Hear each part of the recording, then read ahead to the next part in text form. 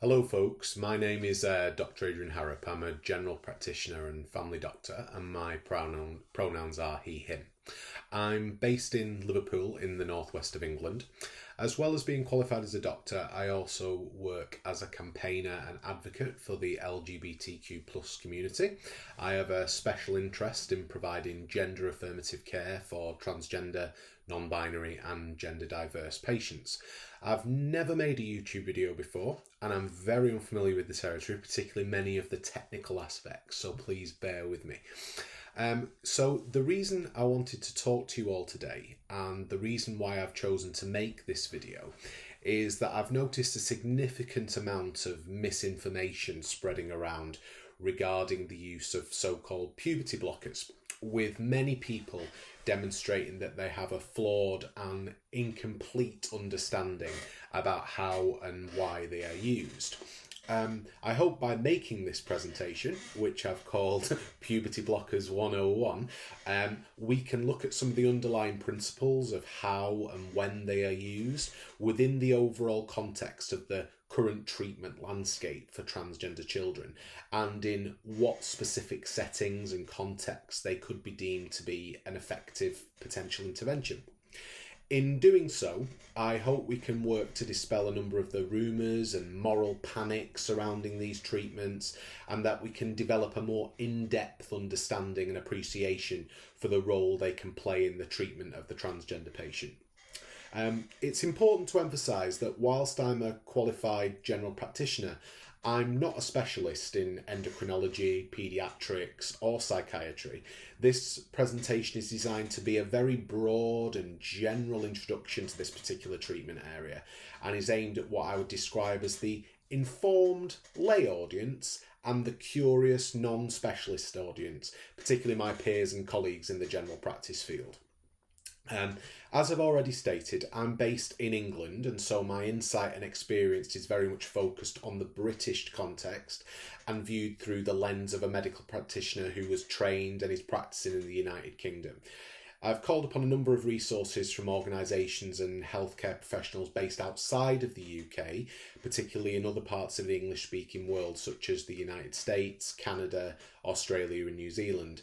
Of course, I will do my best to reference these as we go along and to frame any such information in a way that can be understood in the context of the UK healthcare and legal system. Furthermore, I'd like to emphasise that this talk is not going to be focused on a debate as to whether transgender, non-binary and gender diverse children exist, or whether their identities are valid or real or authentic. I won't be devoting any of my time to considering whether or not they should be permitted to exist as free and equal citizens in our society. Transgender children do exist. They have always existed throughout human history. I'm privileged to know many of them. I know their families. I treat many of them. And of course, without question, they have a right to access whatever treatment they need in order to achieve their full potential as human beings. The last thing that this small and unique group of extremely special children need is adults debating whether they exist or not, or whether it is morally justified or defensible to pretend that they don't exist. In my view, this is not an issue that's up for debate, and it certainly isn't going to be the focus of our discussion today. So, what are puberty blockers? Well, to start with, the term puberty blocker is a rather misleading and inaccurate term. I tend to prefer describing them as a puberty pause button, but that doesn't roll off the tongue quite so well. It does, however, serve as a much more accurate description of what these medications actually do. They serve to press pause on the process of growth and change that occur during puberty, and serve to interrupt or suspend the development of secondary sexual characteristics that would be associated with the adult bodies of men and women. This is not a permanent block to the process of puberty, and usually within about 6 months of stopping the medication, the body's natural puberty will recommence and proceed to completion in the usual and expected way. When a medical professional uses the term puberty blocker, they're referring to a class of drugs called GnRH agonists, or gonadotropin releasing hormone agonists. The most commonly used drug of this class, in terms of being used for transgender children to block or suspend or pause puberty, is called leuprolin, which is often referred to by its trade name, Lupron. Lupron is given by intramuscular depot injection around once every 3 months.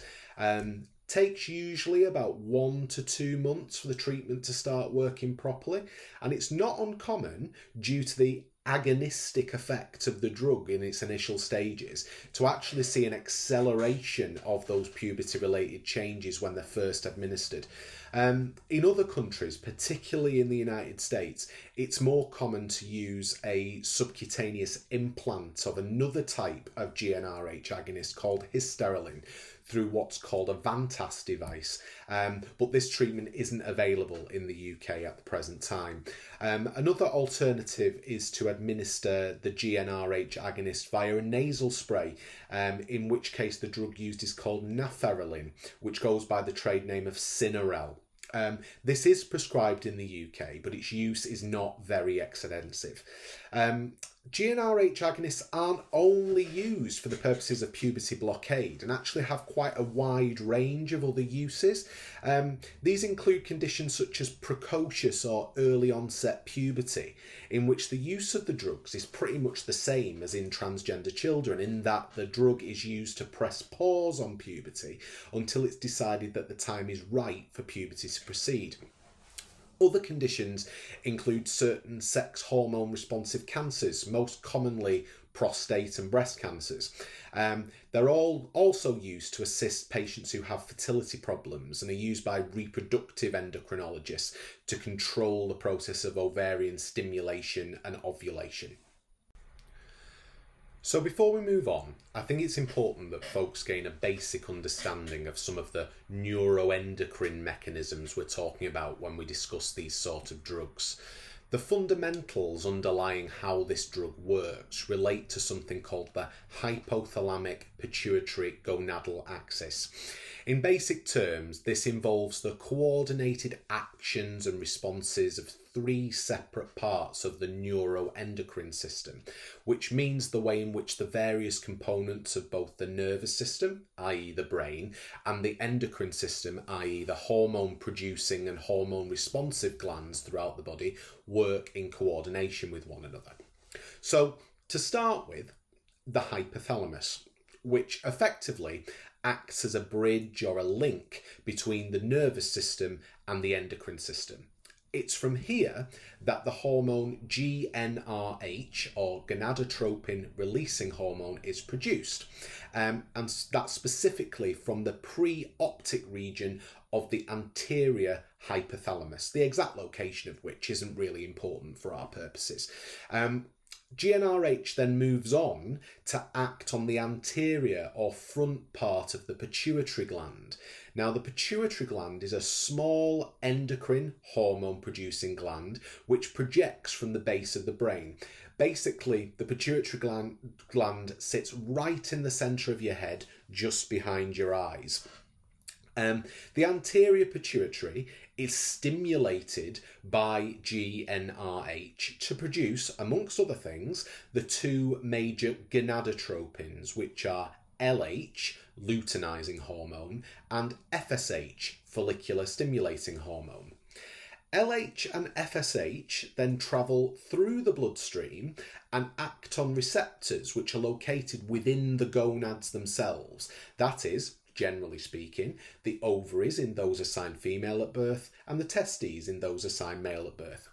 The gonads, i.e. the ovaries or the testes, are then stimulated by LH and FSH to produce estradiol and testosterone, respectively. These are commonly referred to as the female and male sex hormones, although it's important to recognise that they do exist in some quantities in people of both female and male sexes, as well as in intersex people, but just in different ratios. It's these hormones which then act on various organs and structures throughout the entire body, from the brain to the bone marrow, in order to bring about the changes associated with puberty and the development of what are called secondary sexual characteristics. So how exactly do puberty blockers work? So GnRH agonists act by binding to and activating and stimulating the response of the GnRH receptor. Although this might seem at first somewhat counterintuitive, prolonged activation of the receptor leads to what's called a process of down-regulation, and these natural counterbalance mechanisms help to ensure that hormone production doesn't become overstimulated. And down-regulation, by means of a reduced production and sensitivity of the relevant receptors, results in a reduction in sex hormone concentrations, testosterone and estradiol, of approximately 95%, both in people assigned male and assigned female at birth. In adolescents treated with puberty blockers, the reduction in the sex hormones has different effects depending on the assigned gender at birth. Generally, this impacts on the development of the secondary sexual characteristics that are commonly associated with each gender. So in trans girls or trans feminine people, i.e. those who were assigned male at birth, the blockers will significantly reduce the growth of facial hair and body hair, and it will prevent the deepening or breaking of the voice, and it will limit the growth of the external genitalia. In trans boys or trans masculine people, i.e. those who were assigned female at birth, GnRH analogues have the effect of reducing the development of the breast tissue and tend to temporarily delay the onset or the continuation of menstruation.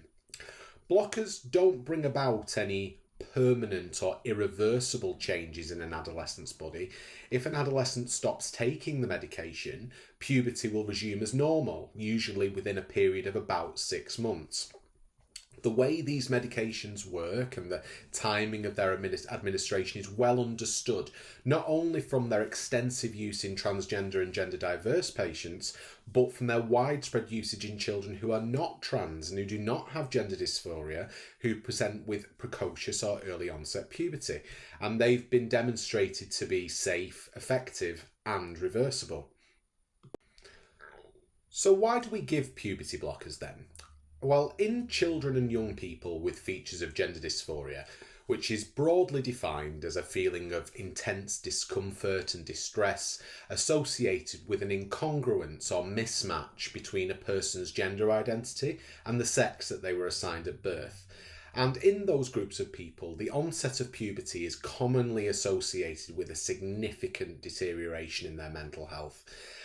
The onset of puberty, it's commonly associated with a marked intensification of dysphoric symptoms, and this can manifest with anxiety, depression, social withdrawal, and deteriorating behaviour or academic performance at school, along with many other signs of worsening mental health. Many of these children engaged in acts of self-harm, and eating disorders are very common.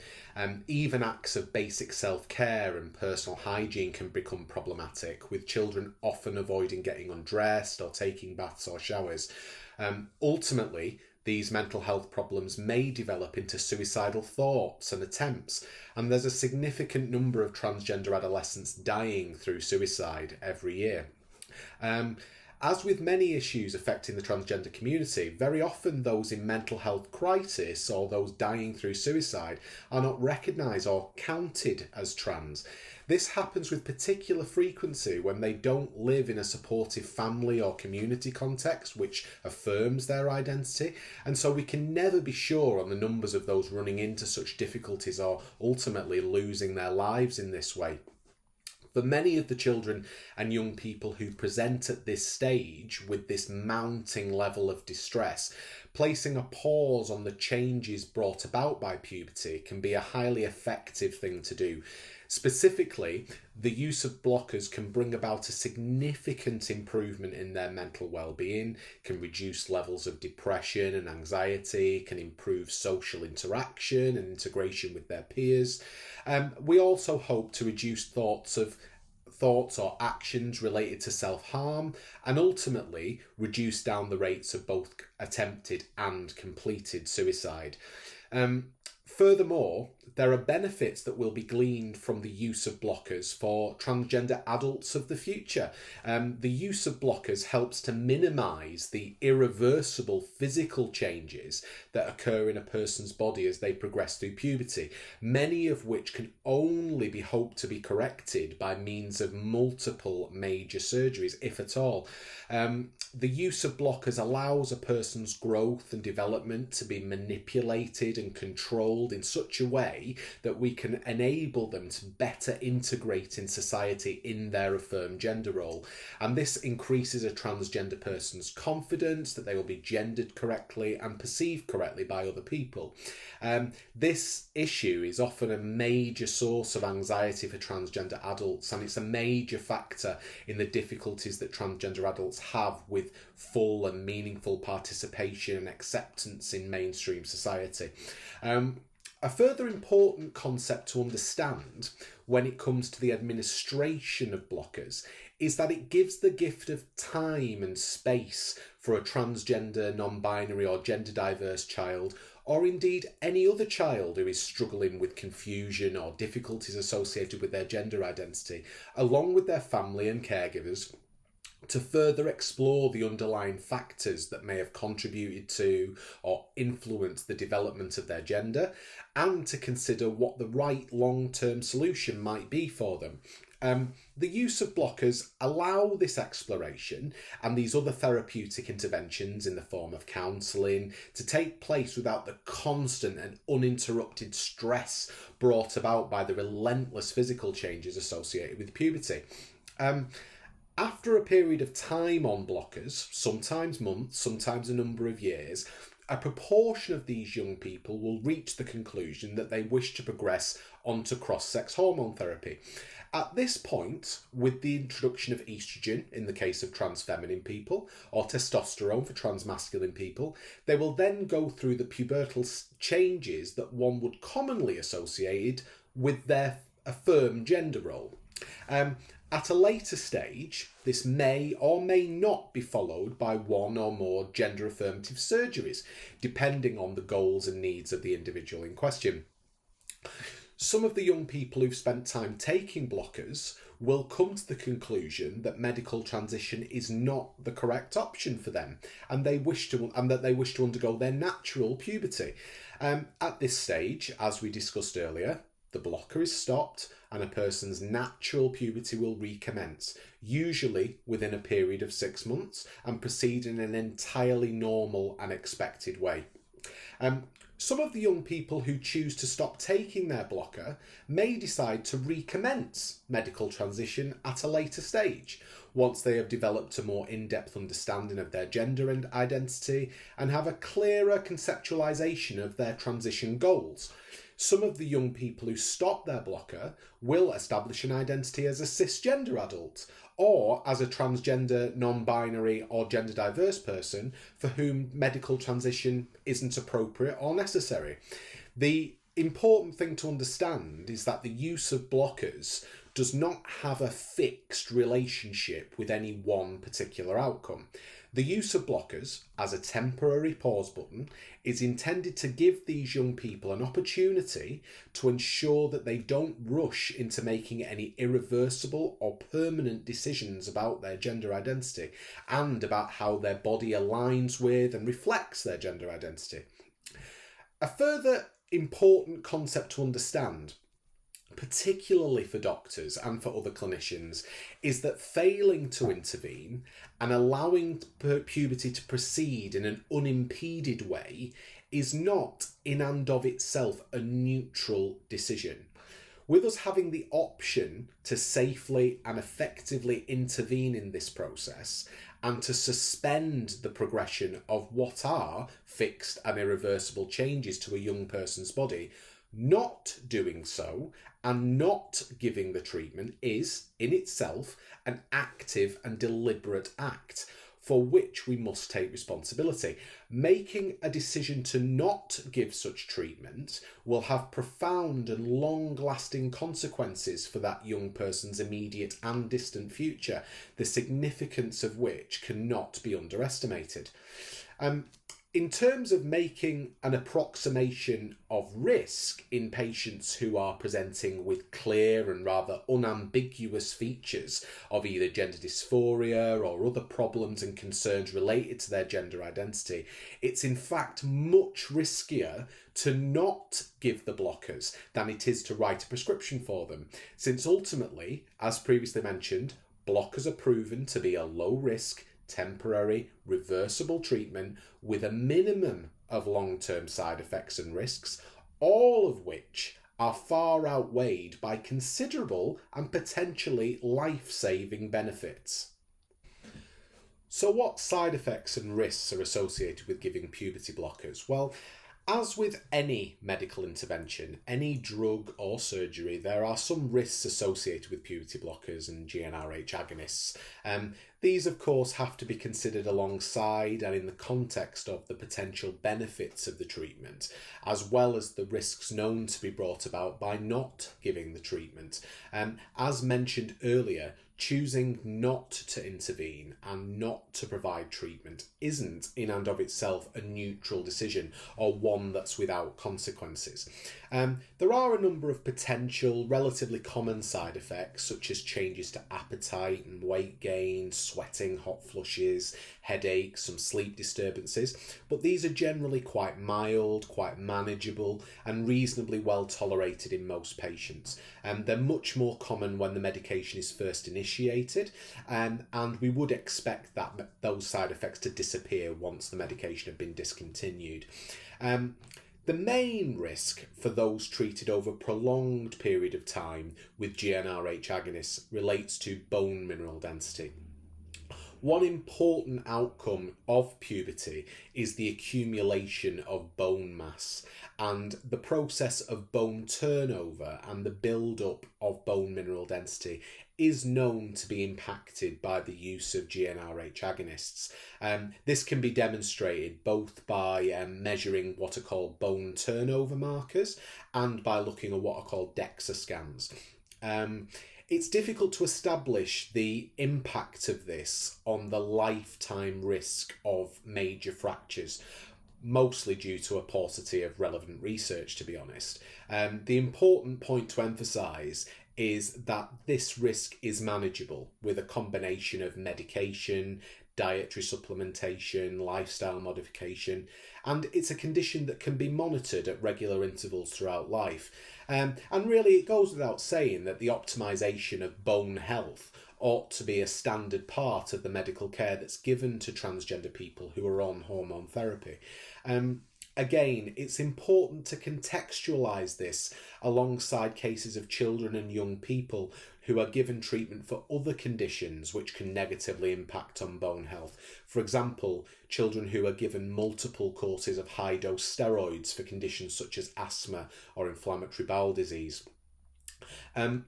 As with all gender-affirmative treatments for transgender people, there are some potential downstream consequences when it comes to issues such as fertility and family planning. Most transgender people, even very early on in their development, acknowledge the difficulties and challenges that exist with their bodies, which may prevent them from becoming biological parents. Having said that, the options for making this possible are expanding all the time, and there are a number of therapeutic interventions that can allow for gametes, i.e. viable sperm from trans feminine people and viable eggs from transmasculine people, to be obtained and for conception and pregnancy to be brought about. And this pretty much applies at every stage up until a person undergoes a definitive surgical procedure such as a gonadectomy. Without wanting to place undue emphasis on comparisons with other treatments for other conditions, there are a number of other drugs and therapeutic interventions that are given to children well before they are of sufficient maturity to give any meaningful degree of consent, which have either proven or theoretical consequences with respect to their future fertility. Obvious examples being the myriad immunomodulatory medications that are used for inflammatory and autoimmune conditions such as Crohn's disease and juvenile arthritis, medications for HIV and for epilepsy, chemotherapy drugs, radiotherapy, surgeries for childhood cancers, and of course the numerous classes of antipsychotic and mood stabilising medications that children may need should they be diagnosed with any number of serious mental health conditions. It's important to assess concerns for both bone mineral density and future fertility in their true context. We are talking about a therapeutic intervention which can potentially reduce a person's risk of dying through suicide and which can dramatically improve their sense of mental well-being and their future quality of life. Whilst the potential side effects are an important consideration, a relatively modest and perhaps near inconsequential degree of osteopenia and some potential concerns for potential regrets in terms of long-term impacts on fertility would be insufficient reason to expose a child or young person to the real and substantial risk of significant mental anguish and misery at best, and even death through suicide at worst. So, how does this all fit into the British context? Well, up until very recently, there was a pathway for transgender, non-binary or gender-diverse children to obtain a prescription for puberty blockers through the NHS. For those who might be watching this video from outside the UK, the NHS refers to the National Health Service, which is our government-funded and regulated healthcare system, and it's not too dissimilar from the model of healthcare that exists in countries like Canada or New Zealand and throughout most of Western Europe, but it is very different from the insurance-based model that exists in the United States. So the approved pathway in England would have previously involved a child or young person being referred to the single care provider who was permitted to provide gender-affirmative treatment to transgender children, the Tavistock and Portman's Gender Identity Development Service, or GIDS. The current model of care, up until very recently, the early intervention model, in which children who are assessed as being at TANA stage 2 of puberty and who are typically at least 10 or 11 years old and who meet a range of various other diagnostic criteria for gender dysphoria, that care pathway has been in place since around 2011, so, best part of 10 years nearly. The use of puberty blockers at this stage of development is broadly in line with most of the treatment guidelines and protocols that are in place at the major global centres of excellence for gender affirmative care for children and young adults, such as those used at the Children's Hospital in Melbourne and other centres such as Boston and San Francisco in the USA. It's important to note that in many other countries, gender affirmative care is nowhere near as hyper-specialised and hyper-centralised as it's become in the United Kingdom. Care of this type, including puberty blockers, is usually available at the point of need and often through one's own primary healthcare provider rather than from specialist teaching hospitals in which one might have to wait several years even for an initial consultation.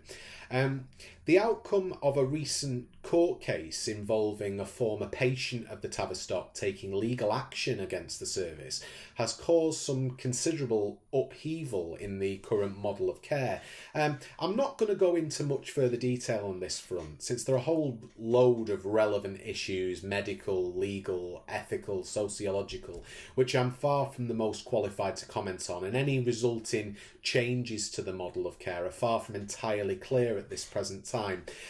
The purpose of this talk is more to ensure that folks can develop a more detailed understanding of how and why and to whom puberty blockers are prescribed, or at least were up until very recently.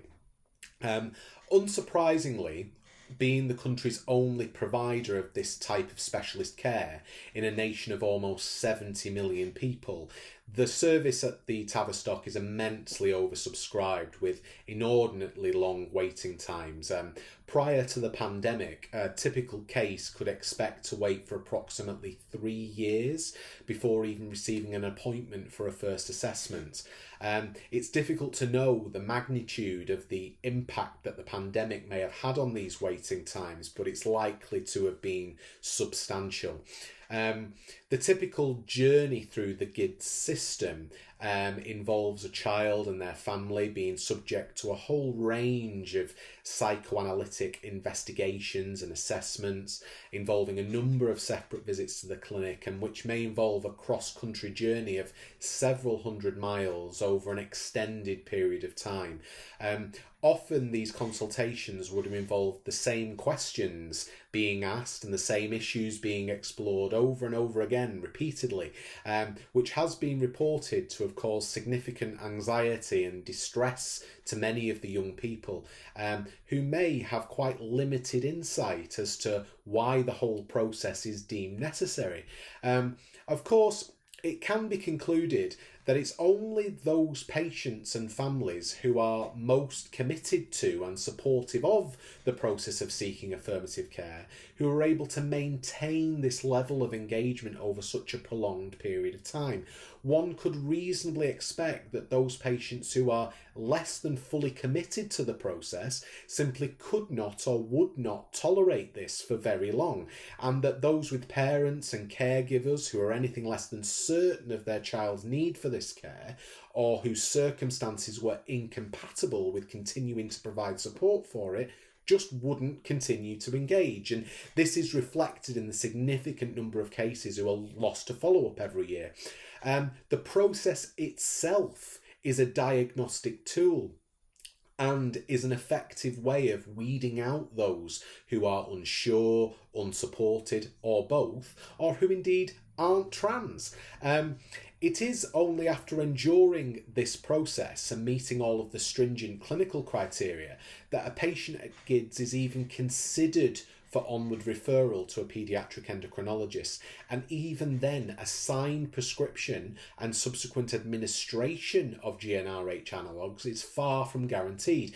To characterise any part of this process as being easy or straightforward, or to say that any of these children or young people are being rushed or fast-tracked along a conveyor belt towards cross-sex hormones, is entirely disingenuous.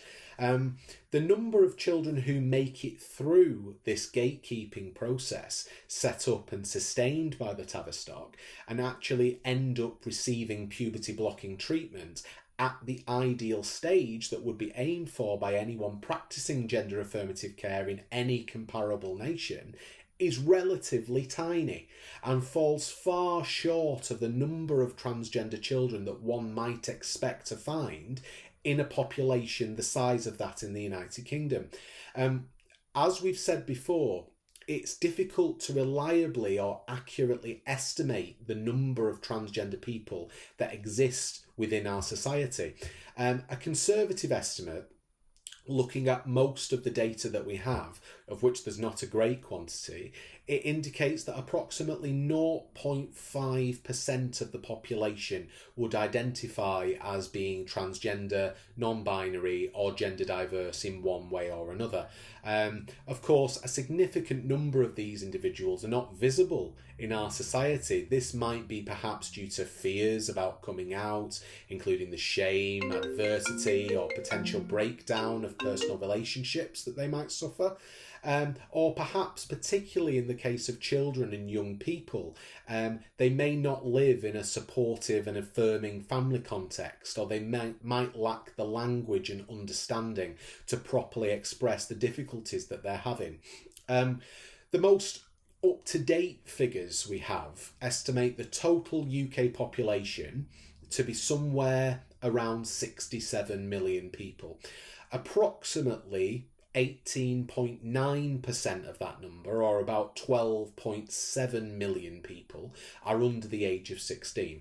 And if we work with what we know, and if around 0.5% of that number, as stated before, conservative estimate, that would mean that there are around 6 100,000 individuals who are presently under the age of 16 who might be expected to be transgender or to have some other issue, problem or concern relating to their gender identity that will manifest at some point during their lifetime. This number far exceeds the number of children and young people who live with diseases such as diabetes or epilepsy. There have been a number of parties who have raised concerns, some in bad faith and others not, regarding the number of cases who have been referred for assessment at the Tavistock Kids Clinic. The only grounds for concern, as far as I can see, is that the numbers being referred are in fact nowhere near enough to successfully pick up all of those who might benefit from this sort of support and medical treatment. As with any specialist diagnostic service for a rare and complex condition such as this, one might reasonably expect to disprove the suspected diagnosis in the vast majority of cases and discharge the child back to their GP with reassurance and advice, or to refer them on to other more appropriate sources of help. This simply doesn't happen with the GIDS service, and certainly nowhere near the rate that one would expect it to. So, it is abundantly clear that the current system, not only the system for prescribing and administering puberty blockers, but the system in its entirety with respect to how it fails in its ability to meet the complex and multifactorial needs of children with gender identity problems, is broken and unfit for purpose. There is no other condition and no other community which we as a society would tolerate being treated so poorly by the health system in which we have such pride as a nation.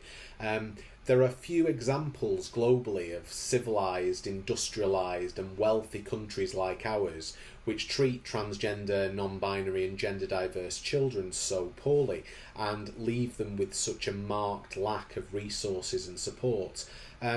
For us as medical professionals, to allow this to go unchallenged is indefensible and a dereliction of our duty towards our patients. It's my personal view, and one which I continue to campaign for strongly, that we ought to demand dramatic reform in the system we have at present. I believe that any child or young person presenting to their GP with a gender identity problem or with features of gender dysphoria ought to be guaranteed to have a comprehensive diagnostic assessment performed and appropriate treatment, whether that is puberty blockers, psychological support or therapy, or a combination of the two, started within a period of 18 weeks, as set out as a right within the NHS Constitution. In order to deliver this service and this treatment within what is a fair and realistic time frame, we need to demand a dramatic increase in investment and training for the development of these services. These services need to be decentralised away from super specialist centres based only in the capital city and made available wherever children and young people access other forms of mental health support in the towns and communities where they live. This may involve a combination of outsourcing some of these services to the private sector, of which there are a number of established providers already working with UK patients.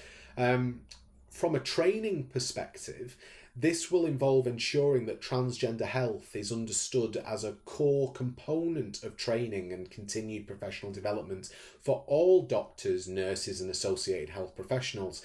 Indeed, there's not a single healthcare environment where one is guaranteed to never encounter a transgender, non-binary or gender diverse person. This isn't about transgender children gaining access to anything special or demanding anything over and above what is routinely expected for their cisgender counterparts. This is about transgender children's identities being recognised and acknowledged as being real and authentic, and being recognised as a unique group of children, who have needs, concerns and expectations which are important and valid. I'd like to thank you for taking some time to listen to this talk and to consider the points which I've raised. I've no doubt that a doctor speaking in such positive terms about this form of gender-affirmative medical treatment for transgender youth will stoke considerable controversy and stimulate some vibrant discussion, and I very much look forward to reading the comments below. I'd be very grateful if you could leave some feedback, and feel free to hit the like button if you've enjoyed listening to what I have to say, or if you've taken away anything positive from this. Also, please feel free to share this video wherever you think it might prove useful and or interesting. I'll link some useful resources in the description. I encourage you all to spend some time doing your own reading and research to increase your awareness of the current treatment landscape here in the UK and how it compares and contrasts with the care delivered by our colleagues overseas. I'd also encourage you to check out the resources available online from vital organisations such as Mermaids and Gendered Intelligence. But most importantly, I'd encourage you all to listen to and learn from trans, non-binary and gender diverse kids, and to elevate their voices and centre their stories and experiences in whatever way you can. Thanks very much.